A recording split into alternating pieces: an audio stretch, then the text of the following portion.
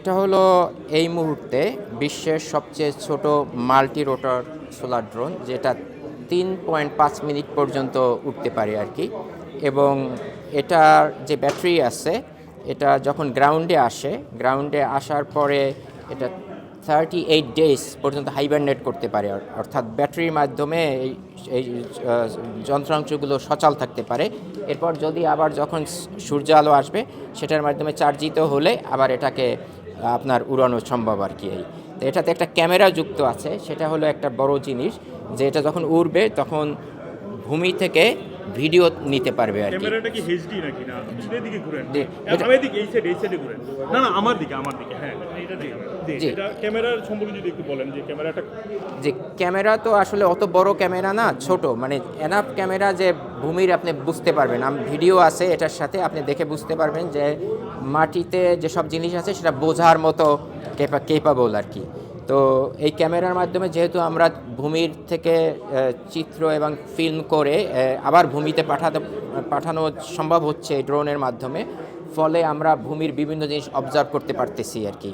যেমন কোথাও বন্যা হলে, কোথাও আগুন লাগলে, তারপর কোনো বিল্ডিংয়ের কনস্ট্রাকশন সাইট যদি আমাদের ইন্সপেকশন করতে হয়, ট্রাফিক ম্যানেজমেন্ট যদি ইন্সপেকশন করতে হয়, কোথায় ট্রাফিক আছে কোথাও ট্রাফিক নাই, এগুলো ম্যানেজমেন্টের জন্য। তারপর আপনার যে ওয়াইল্ড লাইফ, যে জীবজন্তুর চলাফেরা বা জীবজন্তুর আমরা যদি বৈচিত্র্য কি হচ্ছে, বায়োডাইভার্সিটি, বন জঙ্গল যে ধ্বংস হচ্ছে, এগুলো বন জঙ্গলের অবস্থা যেখানে আমরা যেতে পারি না, সেখানে এই এক বা একাধিক ড্রোন পাঠিয়ে এরকম আমরা যেহেতু ক্যামেরা আছে, ভিডিও নিয়ে সেগুলো তথ্য সংগ্রহ করে পর্যবেক্ষণ করতে যেখান থেকে কন্ট্রোল হবে, কন্ট্রোল থেকে এটা কতটুকু ডিসটেন্স কভার করবে? এটা অনেক বেশি ডিস্টেন্স এই মুহূর্তে কাভার করে না আর কি, তবে প্রায় আপনার অ্যাবাউট 60, 70, 80 মিটার পর্যন্ত। ইন্টারনেটটা কিভাবে কানেক্ট করেন আপনারা? যেহেতু আপনি বলছেন যে এটা ক্যামেরা, এটা তো অ্যান্টেনা আছে, ক্যামেরা এবং মোবাইল ফোনের মাধ্যমে এটা কন্ট্রোল করা যায় আর কি। ভাই আরেকটা জিনিস একটু ছোট করে আপনি জানি, ভিডিও আপনারা যারা এটা উদ্ভাবন করেছেন আপনাদের কতদিন সময় লেগেছে? এটা একটা পিএইচডি প্রজেক্টের অংশ, যেটা 3 বছরে সম্পন্ন হয়েছে আর কি শুরু থেকে। কারণ আমরা 8টা ডিজাইন নিয়ে চেষ্টা করেছি, একটা ডিজাইন ফেল করলে আমরা আবার পরে ওইটা রিফাইন করে আর একটা ডিজাইনে গিয়েছি আর কি। তো 8টা ডিজাইন পরে এটা আমাদের সাকসেসফুল আপনারা এসেছে। বাণিজ্যিকভাবে শুরু করবেন কিনা? না, এটা আমাদের কোনো বাণিজ্যিক পরিকল্পনা নেই এটা নিয়ে। এটা হলো আমরা উদ্ভাবন করেছি। এখন যদি কোনো কোম্পানি মনে করে যে তারা এই ধরনের জিনিস তৈরি করবে, তাহলে তাদের কাছে টেকনোলজি, আমরা পাবলিশ করেছি এটা। হ্যাঁ, হ্যাঁ। বিজনেস পার্সপেক্টিভটা হচ্ছে তাদের। আপনার যেহেতু আপনি বাংলাদেশের পার্সপেক্টিভে এটা আপনি কোনো কানেক্ট করবেন কিনা? বাংলাদেশের কোনো বিজনেস ব্যবসা অথবা গবেষণায়। বাংলাদেশের ক্ষেত্রে মেইন হলো গবেষণায়। এখানে আমি একটা বিষয় উল্লেখ করতে চাই, ব্রিটিশ কাউন্সিলের মাধ্যমে বিভিন্ন রকমের প্রোগ্রাম আছে, মানে যৌথ গবেষণা করার। যেমন বাংলাদেশের সাথেও আগে ছিল, ভবিষ্যতেও হয়তো হবে, এখনও হয়তো আছে। বিভিন্ন সময় আমরা গ্র্যান্টের জন্য অ্যাপ্লাই করেছি, সফল হতে পারিনি, কিন্তু ইজিপ্ট এবং ব্রাজিলের সাথে যেমন আমি সফল হয়েছি। ভবিষ্যতে বাংলাদেশের জন্য চেষ্টা চলছে, কোনো সময় হয়তো সফল হব। তো বাংলাদেশের জন্য গবেষণার জন্য সুযোগ আছে। যেমন আমার অধীনে এখন 5জন ছেলে পিএইচডি করছে, তার মধ্যে একজন হলো বাংলাদেশের ঢাকা ইউনিভার্সিটির টিচার আর কি। তো তো আপনি আর্মি ইয়েতে তো ট্রেনিং দেন বোধহয়, যে এই তাদের ইউনিভার্সিটিতে আর্মিদের যে।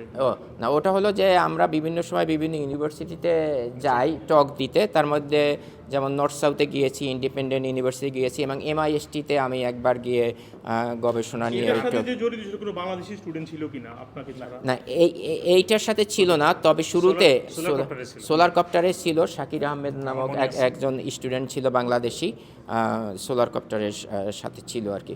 ভবিষ্যতে আমাদের তো কুইন মেরিতে এখন অনেক বাংলাদেশি অরিজিনের স্টুডেন্টস আছে, অনেকেই প্রজেক্ট করে। সবাই যে সোলার কপ্টারে করে তা না, প্রতি বছর আমরা প্রায় 8-10জন স্টুডেন্টকে করাই, তার মধ্যে একটা অংশ বাংলাদেশি থাকে। তারা বিভিন্ন রোবোটিক্স প্রজেক্ট আমার সাথে বা আমার কলিগদের সাথে করে। আপনার সম্পর্কে যদি একটু বলেন। আমি বলবো, এটা উনি তো নিজে বলবেন। জোয়ার ভাই, আপনি যদি একটু বলেন যে আপনারা কারা আছে, কি আয়োজন করেছেন? ধন্যবাদ হানান ভাই। এবং আমরা লন্ডন বাংলা প্রেস ক্লাবের পক্ষ থেকে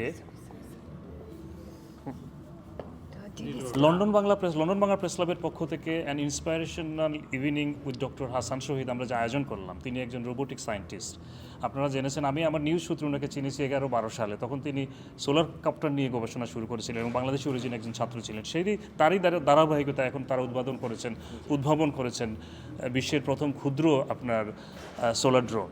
সো মাল্টি রোটার আমরা এটাকে স্বাগত জানাতে চাই, আমরা ইন্সপায়ার করতে চাই আমাদের ইয়াং জেনারেশনকে, আমাদের যারা প্যারেন্টস আছেন, আমাদের যারা বিজনেসম্যান আছে, কারণ এইসব বিষয়ের ক্ষেত্রে রিসার্চের ক্ষেত্রে ইনভেস্টমেন্টের একটা ব্যাপার থাকে।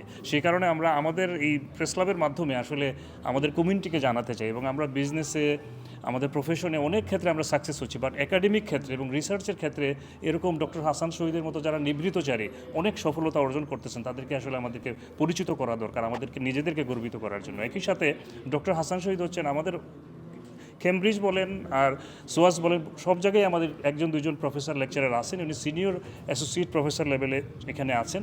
তিনি হচ্ছেন এখন যে একাডেমিক পুরস্কারটা পেয়েছেন, এটা হচ্ছে সর্বোচ্চ একটা সেরা পুরস্কার, বাংলাদেশি অরিজিন কেউ ইউনিভার্সিটি লেভেলে একাডেমিক পর্যায়ে পেয়েছেন, এবং তিনি বাংলাদেশের স্টুডেন্ট থাকাকালে ক্যাডেট কলেজে পড়েছেন, সেরা মেধাবী ছিলেন, বাংলাদেশের মেধা তালিকায় স্থান পেয়েছেন, ক্যাডেট কলেজে পড়েছেন, বাংলাদেশে অ্যাপ্লাইড সায়েন্সে ঢাকা ইউনিভার্সিটি থেকে অ্যাপ্লাইড ফিজিক্স অ্যান্ড ইলেকট্রনিক্সে ঢাকা ইউনিভার্সিটি থেকে পড়াশোনা করে তারপরে এখানে এসে তিনি ফার্দার পড়াশোনা করেছেন।